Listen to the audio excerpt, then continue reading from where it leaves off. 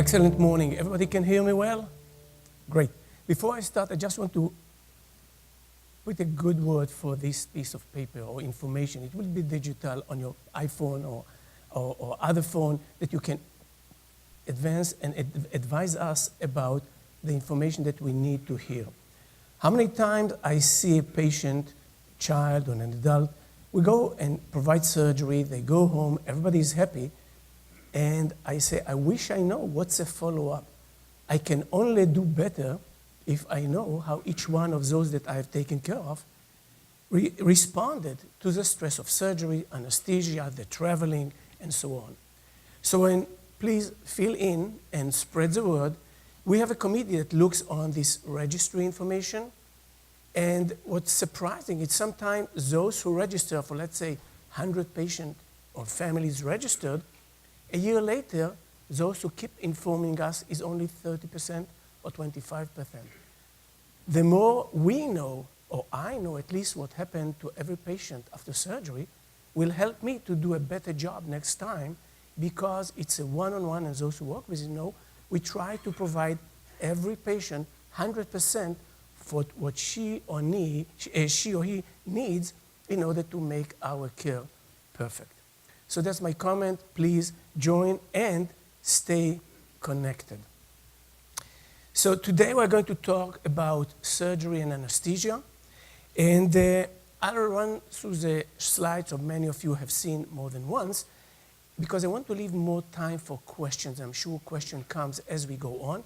For those who have never had surgery anesthesia, and definitely for those who had surgery anesthesia, anything that comes to mind, and I'll be happy to answer the question. I think that's the important part, the interaction, and update the group, what's new, what has been advanced.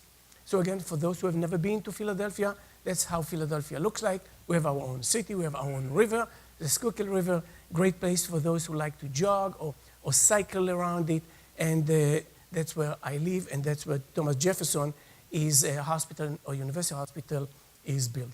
So today we'll be talking about what the three individuals that will be involved in the care during the perioperative part need to know as a question of we have to educate. Number one, you, the FOP patients and the families.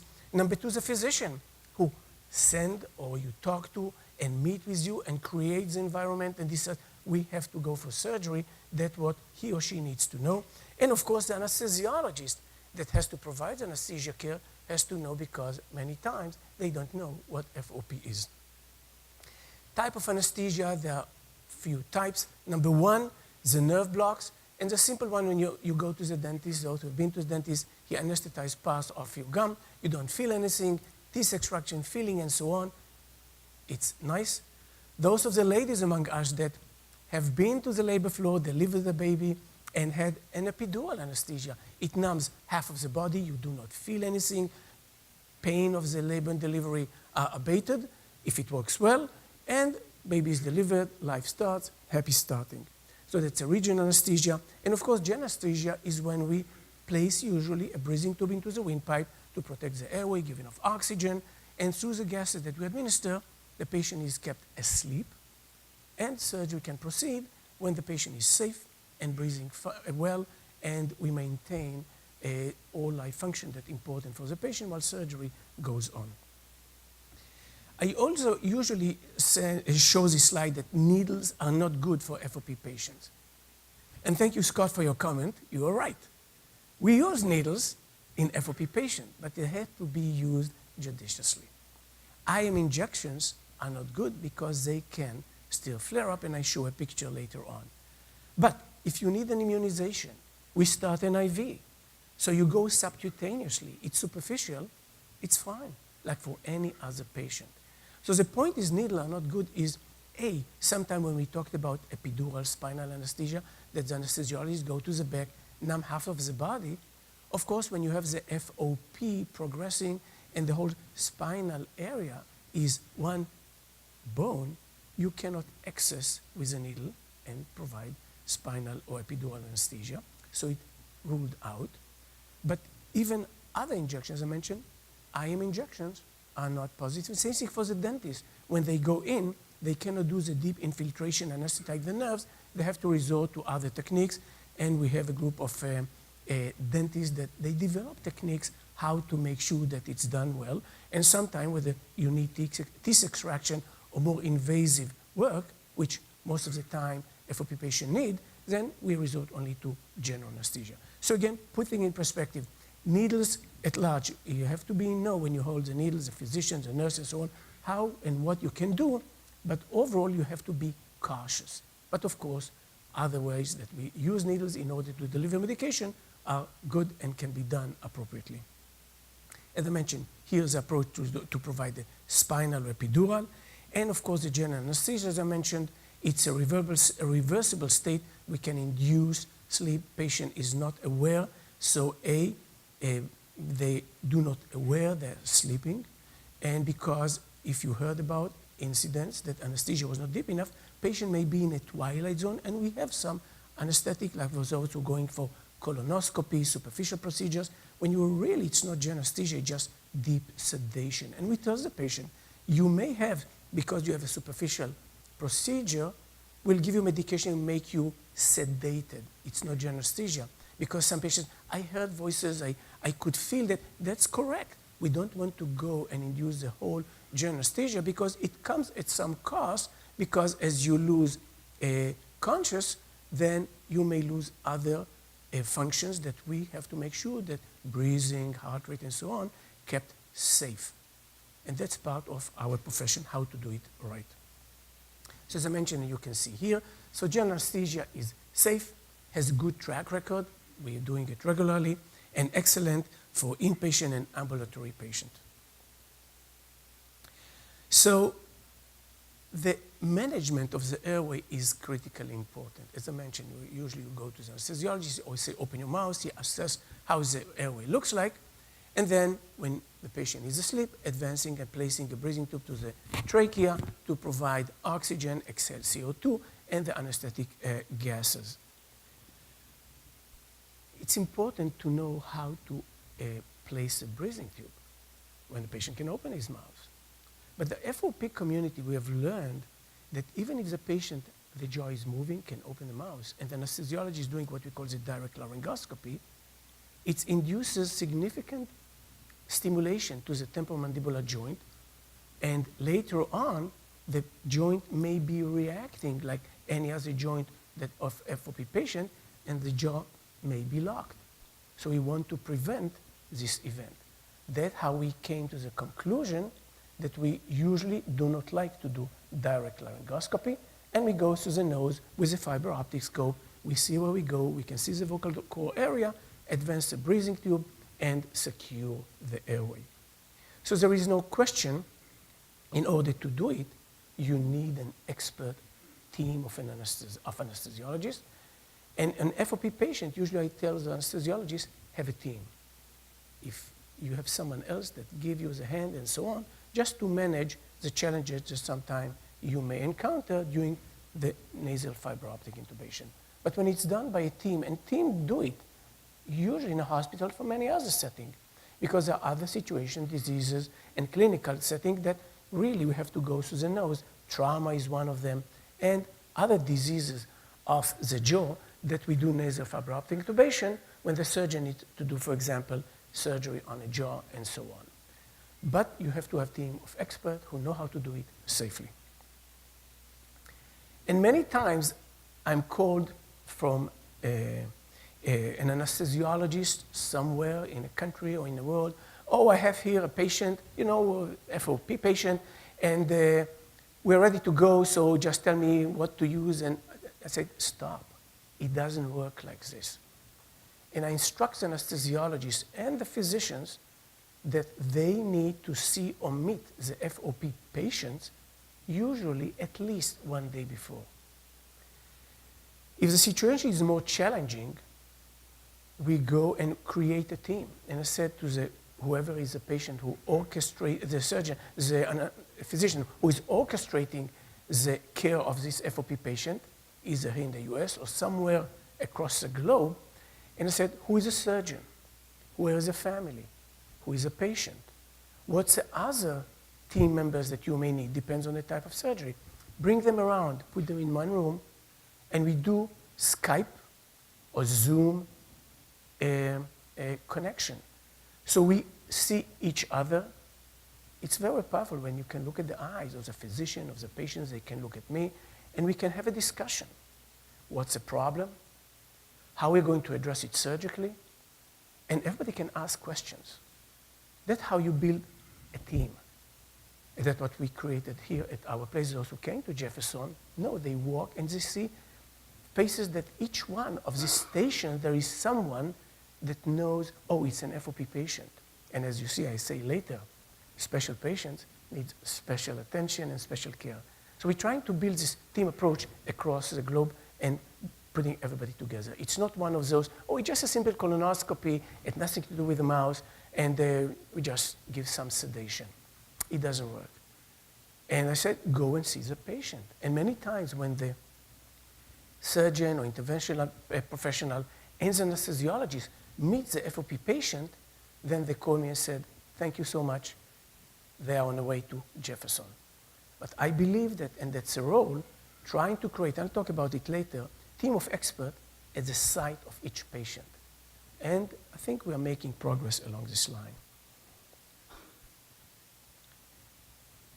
So what the anesthesiologist needs to know about you? And that's about the information that every patient, doesn't matter if it's an FOP patient or not, needs to provide to an anesthesiologist. It's very common.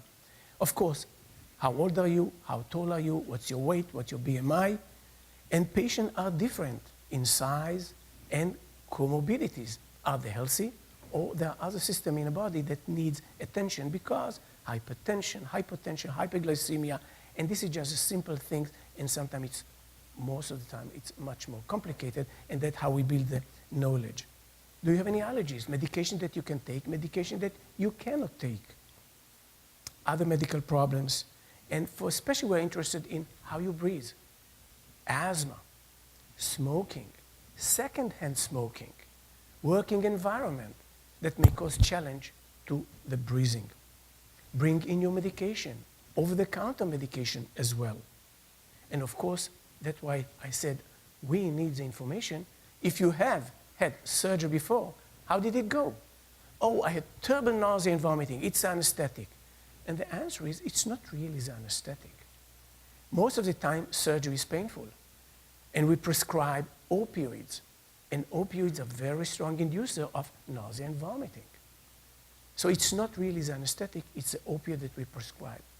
And yesterday we had a wonderful session, and you heard the doctor from Hopkins talking about how we manage chronic pain. And one of the things we do with pain that is not acute related to surgery, chronic pain, is taking the opioid off and try to substitute it with something else that will take care of the pain longitudinally, and you don't need the opioids, and you can spare the side effects, which may be significant. So, as I mentioned before, it's not the anesthesiologist need or has to meet with you. They must see you. And you will see the attitude and the communication. And my name, my phone number is available on the web. And please ask them to call me. I'm available to answer the questions. And if there is a need to assemble a team so information can flow by, answer the question, and give them the sense, yes, we can do it. And I think that Corey is from London, Ontario. When I visited the Canadian meeting years ago, I said, bring the anesthesiologist. And we had a special session with the anesthesia team. And we talked about our professional discussion. It was very powerful, very productive, and they were empowered and feel much better so they can handle a patient with FOP, at least in a community that we talked about in Canada, London, Ontario. And Clive Friedman, who works over there, worked with the anesthesia team now, and they manage the needs of the patient extremely well. So one of the important things that anesthesiologist needs to realize that maybe the patient cannot open the mouth. And if they can, you cannot go through the usual route and do the usual direct laryngoscopy. Critically important, and as I mentioned, not infrequent is they say, thank you, I don't feel that I'm expert enough, or we don't have the setting, and they move the care to another facility, another level that the anesthesiologist is more comfortable. Because really, if you come to Jefferson, it would be great, but I believe any procedure, anything that can be done at your home area is much, much better. And I think provide better support for the things because sometimes things are extended beyond the usual plan. So we need to assemble a team, and we talked about it. As you can see here, special patient needs special care. So we build a team that we place the FOP patient actually here in a center. You can see you are the center of the medical universe. And the different specialties that you can see that attract the care for the specific patient. Most frequently is dental care because it's very challenging to take care of your teeth and feeling abscesses and so on, painful, and need to be taken care of. So that's how we usually started our care with the oral maxillofacial surgeon and the dentist. And then other things happen in life. You may need a colonoscopy if it's a female that has some GYN problems and other specialties as they come. So each one of them, we advise and talk about the disease. What does it mean to be or to care for FOP patients? And we assemble a team. It was about 2 or 3 years ago when a young female patient that had comorbidities in New York City, and we saw that she may have a major problem in her abdomen. So I dispatched a helicopter, landed on Jefferson Roof, and we assembled a team of neurosurgeon, general surgery, gynecologists, and beyond, tried to sort out. We managed the patient without need to go for surgery, and I think about a week later she was fine, and she looked great, and she moved back to her hometown. But you need to create a team around the FOP patient. And you can see here, it's a multidisciplinary effort, which means from different disciplines of medicine, you work around. This is a case that we did for dental care, and you can see the ear, nose, and throat surgeon, oral maxillofacial surgeon. This is Dr. Nussbaum, for those who knew him years ago, even a medical student. Usually when we bring a patient, FOP patient, to the operating room in Jefferson, I want the room to be packed with trainees, medical students, residents, fellows, and of course physicians.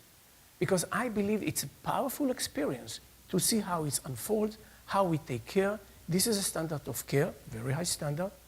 So when they graduate and each one goes to a different part of the country, they become our ambassadors. So they can tell the FOP patient, spread it out, so it's not unknown and you're much more known because we are grooming the next generation as our ambassadors to bring the message, yes, we can take care of FOP patient wherever they go. And each one of these medical students can be a department chair, a leader of a healthcare system, but they know about FOP. So it's a long-term investment. So you can see here the milestone that we talk about. The preoperative preparation, communication, communication, communication. It's important during the medical care, during the surgical care, and even at home. For those who are married, 44 years, communication and communication. We invest in it, and it's so important, especially when you're dealing with something that is so challenging. And you prepare the area, and I brought here a few slides just to show how much effort we place in order to make the FOP patient comfortable in this not comfortable. Who likes to be in a hospital? It's not a trip to Disneyland, but try to make the stressful experience as comfortable as possible. Because I tell my patient, recovery from surgery is physical, it's emotional, and it's spiritual. And we invest in each one of these before surgery, during surgery, and after surgery. So if the patient is asleep, the family is still awake and biting their nails. What's going on? So every hour, every 2 hours, we call the family and talk and so on. And those who are in Jefferson, I tell them, have you drank? Go to the cafeteria, eat and drink. It's a long day. Don't forget, you have to be strong and so on. And of course, we talk about after surgery, what we have to do in order to recover. We call it rehabilitation. But in today's world, we're investing a lot of resources in prehabilitation. If you think about the marathon runners, triathlons, and other how much they prepare for this, it's a 100-meter dash, 9 seconds. It's a years-long preparation. Surgery and anesthesia are a test. You have to be prepared. And as I mentioned yesterday with the incentive spirometry, so important, exercise, exercise, exercise, train your lungs. Walk, just walking is so important. So long-term investment, what we call in prehabilitation. And it's not only about the FOP patient that we talk. Institutions like Jefferson and like Hopkins and other high-end medical centers take care today of the sickest of the sick, that's those that you didn't even dream that will survive to such long age or advanced age, and with so many comorbidities. We have a very unique and very good orthopedic surgeons. We do more than 3,000 hip and knee replacement surgeries a year. And as I walk in the morning and I look in the operating room and the names of the patient and the comorbidities, is the patient still alive? So I look inside and we take care of them and send them home. And it's done many times because we stop the process and we tell, we cannot go to surgery now, the patient is too frail. We need to work more on the lungs, on the heart, other parts of the body to do the prehabilitation. So FOP patient definitely need to do this prehabilitation and invest in wellness of the body, mind, and spirometry. So simple, but again, it's a long-term investment. So here is a summary. It goes from the pre-admission testing that every patient goes through, so building a team around them, making sure that you exist electronically today, that you have a name and so on in our electronic healthcare system, communication between assembling the teams, and of course, the prehabilitation. This graph was taken from Dr. Pignolo's lecture, and I have, I think, 2 of them, just to show how there is complications advance as the age advances. As sometimes the disease, each one that runs, the disease runs, it's very individual, what the pace and how many joints are involved. And you can see the same thing here. Sometimes from very early age, you accumulate these disabilities. So we as a team that takes care of the FOP patient needs to be aware that age is a marker, how many comorbidities are involved, and how much the patient may be not, or may be away from what we used to see a patient usually at this age and stage of life. We know about it, we document it. Thank you for your participation in all these studies, but it also helped us to educate our colleagues about the future patient coming for surgery. One of the major areas that's critically important to us, I said, is the lung and the heart, 2 areas, especially the lung. And when you have this kyphoscoliosis, it may affect how much the lung can expand. And when we go and we come to our clinics and I listen to each one of you, really, I take a notice because it tells a story. How well the lung is expanded, because this is a critical organ that helps during surgery to maintain good oxygenation and ventilation of the rest of the body. And if it's compromised by some extent or significant extent, it can determine, is it a green light going for a surgical procedure, or the risk is just too high. Sometimes we bite the bullet, and even if the risk is so high, but the advantages of going through the surgical procedure are so much important to make life better, so we decide to go forward and provide the anesthetic that will allow the patient to go through the surgical procedure in order to eventually improve life. Jefferson has went over many iterations. Now we are a large organization, $6 billion economically, 17 hospitals, and our logo is, we are here to improve life. And I think that's a good logo, because eventually that's part of what we do, trying to improve life. So the challenges, because of the FOP body and habitus and so on, is how you position the patient on the OR table. And be aware that the FOP patient is susceptible for injury that can initiate a flare-up which have consequences. This is just an example. Years ago, immunization. A needle went through the muscle, immunization ended. 3 months later, you can see a track of a bone in a muscle. That's what we're trying to avoid. And when we talk about needles are not required, or be aware, because you can do what you need to do with subcutaneous injection and other ways of providing the medication, but be aware that intramuscular injection are not good for the FOP patient. Respiratory system and comorbidities, as I mentioned, asthma, diabetes, any heart condition, and so on. And all these processes to evaluate and sort out how much the disease or the comorbidity advance need time. So, oh, we are ready, patient is in the operating room, let's go. It doesn't work, usually for a regular patient and absolutely not for the FOP patient. And we go through the usual thing that any other patient, how long we can eat, when we need to stop solid food, when we need to stop clear liquids. So yes, you need to stop solid food 8 hours before surgery, but there is no need to stop drinking, especially for young patients. They can drink, and we allow, as you can see here, milk up to 6 hours before surgery, but clear liquids, water, coffee, tea, it's fine. Gatorade. For certain surgeries, I tell my patient, the adult patient, make sure you drink at least 400 ml, which is about a glass and a half, 2 is better, of Gatorade before the day of surgery, at the morning of surgery. So you are better hydrated, you may feel better. If it's a child, the child and the parents may feel better. I feel much better. So one of the ways, in order to go through the nasal fiber optic, we let the patient breathe, and you can, even if your jaw is locked, special aerosol which has local anesthetic. It anesthetizes the inner part of the throat. And you can see how much we do.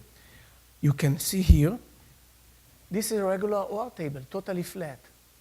You can see it here, flat OR table. And for this patient who flew to us from Florida, you can see how much we can tilt the OR table, how much padding he needs in order to make him feel comfortable. So we tell the patient, how much? Is it better? How do you feel? Anything under your knee, under your head, and so on, and our neck, to make him comfortable before we give any medication. Are you comfortable? Because of the body position. Another patient, the only part that's moving is the hand that she can drive her scooter or the chair to the operating room. Bring the patient in. So it allows the patient, this FOP patient, to come in on their own terms. It's not the regular thing to bring a device to the OR from outside, sterility and so on, but if that's what patient needs, we'll work around it to make sure that it's done and safe. As you can see here, the bed is padded, ready to go. We're starting to prepare the OR table for these patients. This is an old picture. She came a couple of times, but it's something that the team knows, and you don't have to invent the wheel each time. Oh, we have an FOP patient, what we do? If you do it routinely, that's how you create a team and a routine for how we care for FOP patient intraoperatively. Again, the IV side and the side that the patient is moving around. This patient came from Croatia. So you can see how she is positioned in her situation, and her hand is stuck to the chest. How you insert a blood pressure cuff in order to measure the blood pressure. Simple technical things, but for this patient, it was challenging. But option B is usually, if we cannot do it here, we may place the cuff on a leg. So we have ways how to go around it.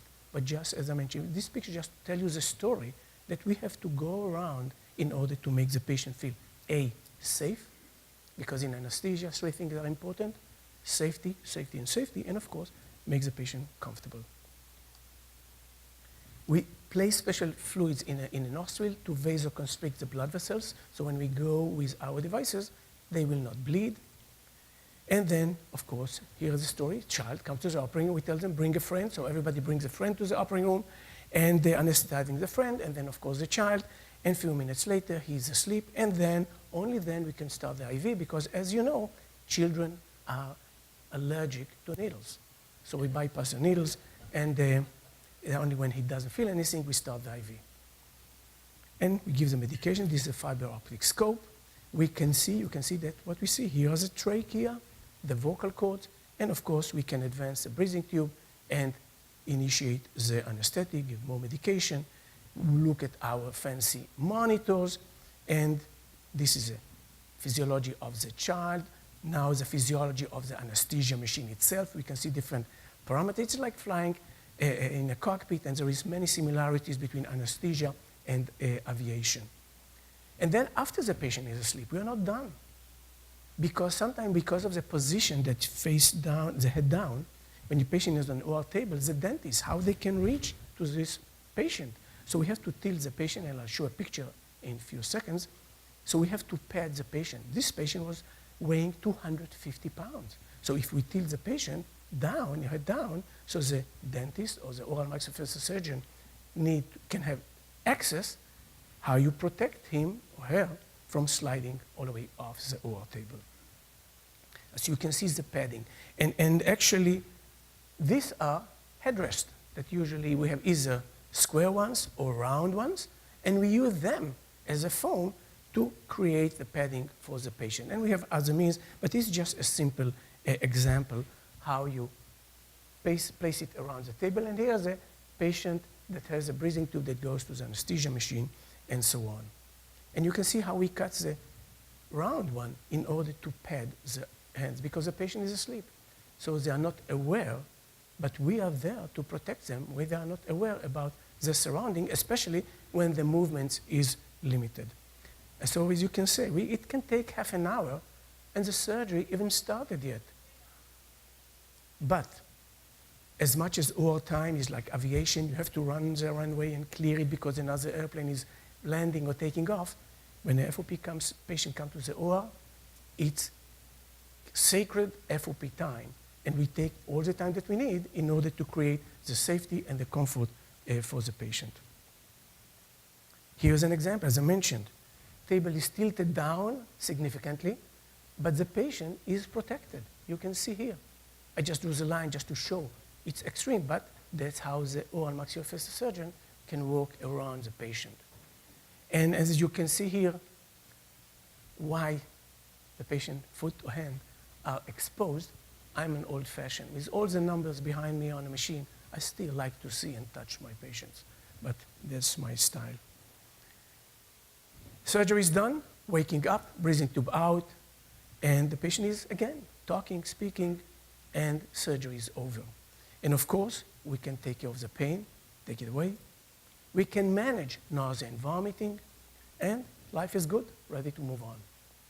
Not always it's so simple, but again, that's what in our mind, that's the environment we try to create for every single patient. And here you can see if a team somewhere on a globe anesthetized successfully an FOP patient, or we write a paper. So we collected these papers, and you can see. And you can see here, some of the patients are pediatric patients.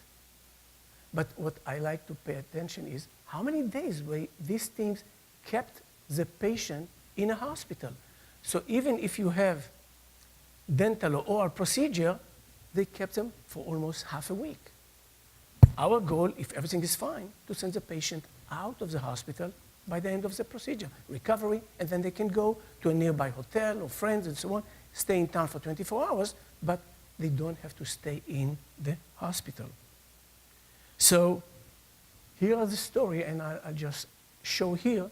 We published our paper when we had 40 procedures. So if you say FOP incidence is 1 to 2 million, so in order to get 40 patients or 40 procedures, you need to feed from a population of about 80 million around us. But they come from all over the country and from all over the world to Jefferson. So we could get this information and say, what have we learned? So we published a paper, and as you can see here, 30 patients, 42 procedures from pediatric to advanced age, and 86% we discharge home at the day of surgery. And if we kept some of them, because we wanted to make sure that they are not too sweet, not too sour, they have diabetes, they need insulin and so on, asthma, is it taken care of, and other comorbidities. But most of the patient can safely, for dental procedures or oral maxillofacial procedure, go out of the hospital at the end of the procedure. We classify how complicated is the airway. So we said, open your mouth, can I see the uvula? Like, I can do it. I have what we call good airway, class 1. If they can open the mouth and they barely can see inside, class 2 or class 3. If I can see nothing, it's class 4. And as you can see here, 72% of the patients were classified as class 4 for a simple reason. They either cannot open the mouth or mouth opening was so limited. So from an anesthesiologist's perspective, they create a unique, challenging situation how to intubate the trachea and maintain safe airway. But most of the patients were like this, not surprising, FOP patients. And here is an example of the paper that we published in Anesthesia and Analgesia 2014. And every time someone calls us and say, can we consult with anesthesiology, we're happy to send the link so they can read the paper, educate themselves, and the team around them. So we went out and tried to provide the same care outside Jefferson. And as you can see here, our team traveled to different places in the world, or patients from different places of the world came to Jefferson to be treated. So I was a chairman of anesthesia for the last 16 years in my department, and I told the faculty and the resident and so on, the only hospital in the world that patients do not come to His Majesty, the cardiac surgeon, the neurosurgeon, the gastroenterologist, gynecologist, they come because of anesthesia, is Thomas Jefferson University Hospital. But I believe it's a hardship if you have to fly from South Africa, or from Asia, from India, or Croatia, or South America.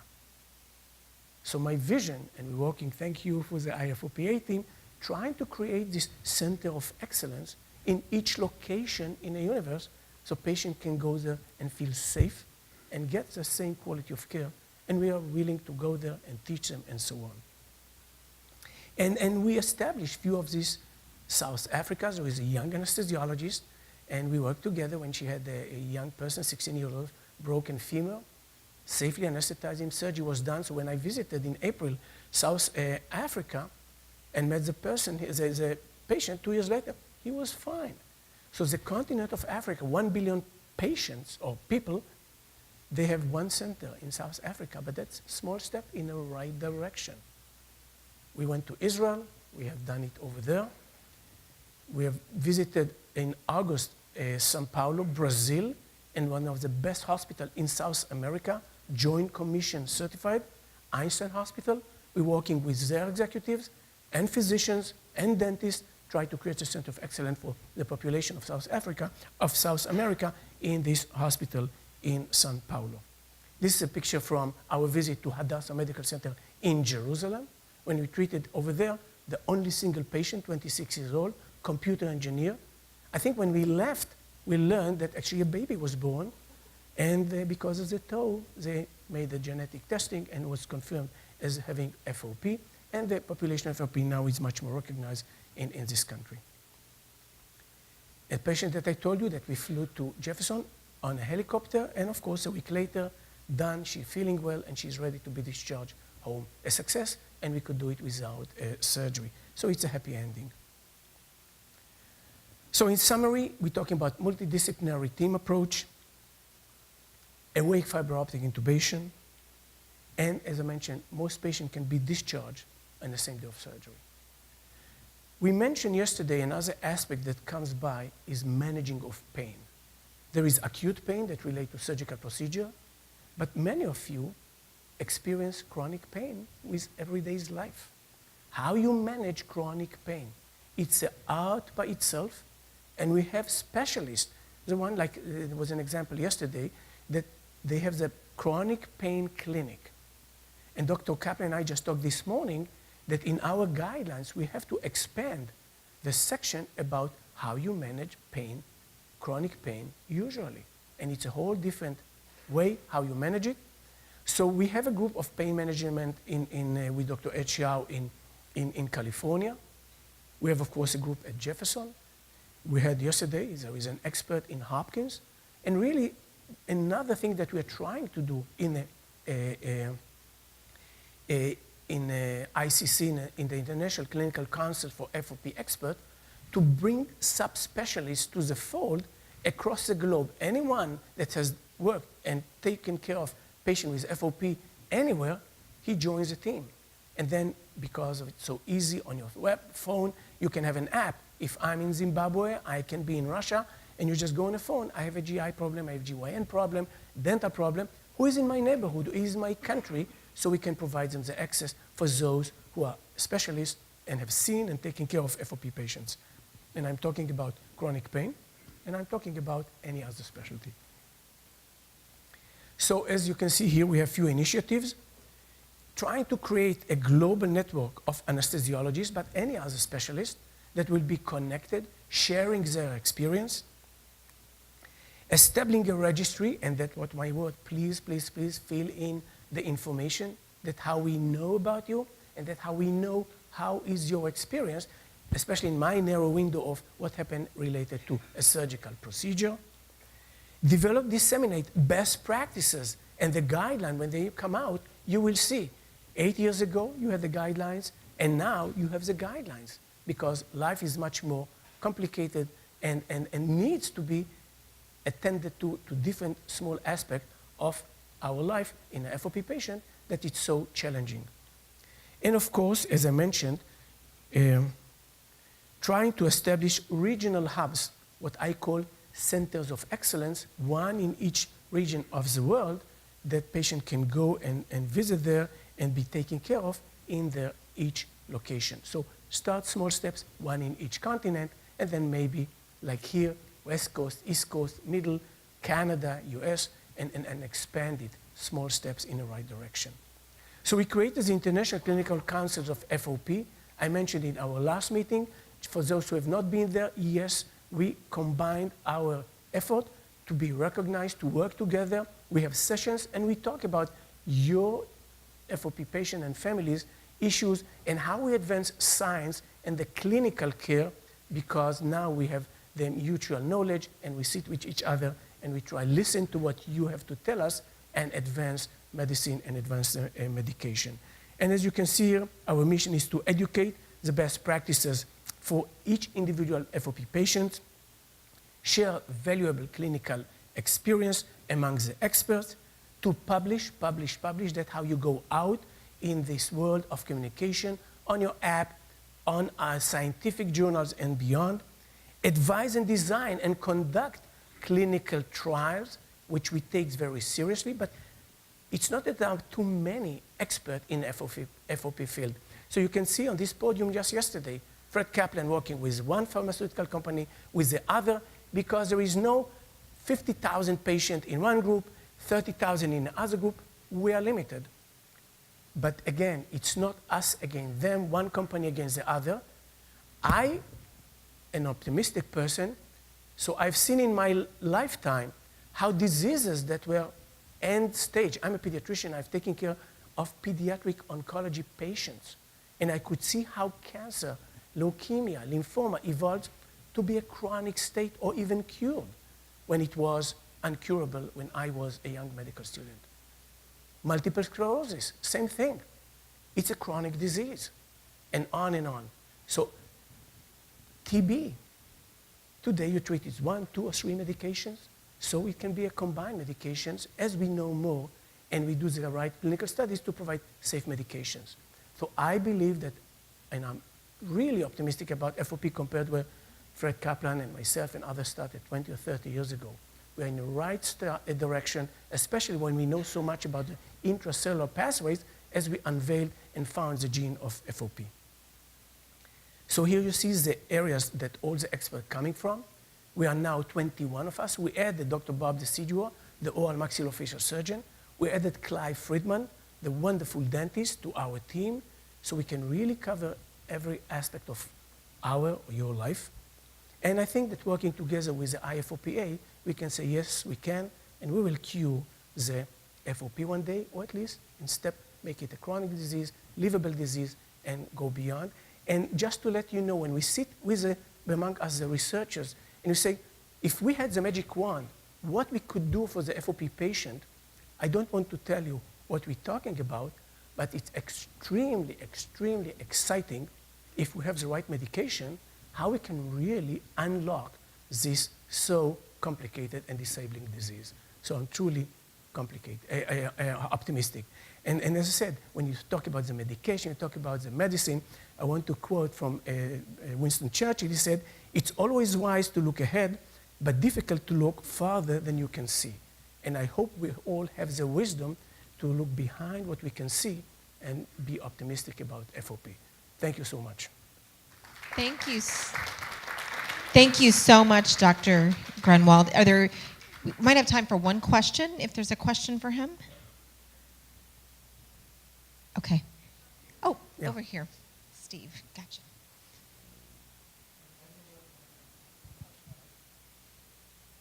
Dr. Grunwald, thank you so much for that excellent presentation. Can you address just really quickly some of the extra challenges faced by those of us with kind of constricted jaw movement and intubation and the like? So what's the specific question? Sure. Can you address for a moment some of the extra challenges faced by those of us with more restrictive jaw movement and intubation and the like? Absolutely. So when someone that has locked jaw needs surgery, how we place a breathing tube in. So that's a challenge. So we go with nasal fiber optic intubation. So we look inside, we anesthetize the area, we go to the vocal cord area, and we advance the breathing tube. Sometimes the vocal cord can close. Then what you do? No air goes in, oxygen goes out, and the breath will say, "Hey, you can do a tracheostomy." Yes, be aware, each time you come to the operating room, we have a tracheostomy kit. In our hospital, we have a seasoned ENT surgeon. They do the tracheostomies. And I always ask myself, but if you have bone, how you go beyond? So that's a challenge. And we have a few other. So we address it with our means, talking together, and how we are going to bypass in order to go inside and move the breathing tube. And I said, we challenge ourselves even more, even if you can open your mouth, go through the nasal route and do the nasal fiber optic intubation. And so far, as I said, knock on wood or real wood, we have done it well, and we didn't need to go to resort to these extreme measures, but we are prepared. And this is just one of them. And it's much more challenging if you have restrictive lung disease, that it doesn't expand as much in a regular patient, so you reserve with oxygen. And we have area in the lung that we call it the reserve, FRC, that's a functional residual capacity, about 1.5 liters. So if when I pre-oxygenate the patient before the induction of anesthesia, they have 1.5 liters, 1,500 cc's of oxygen. And if the average person consumes 200 or 250 ml of oxygen, without doing anything, we have a bank of about 6 or 7, sometimes 10 minutes that we can sustain oxygenation. So all these small physiologic things that we are very good at, we prepare in order to create a safety net for every single patient when we try to do the simple thing, or not so simple, advance a breathing tube to the trachea, which is just more challenging when you cannot open the mouth. Okay, I think we're going to have to move on to the next section, but if we want to,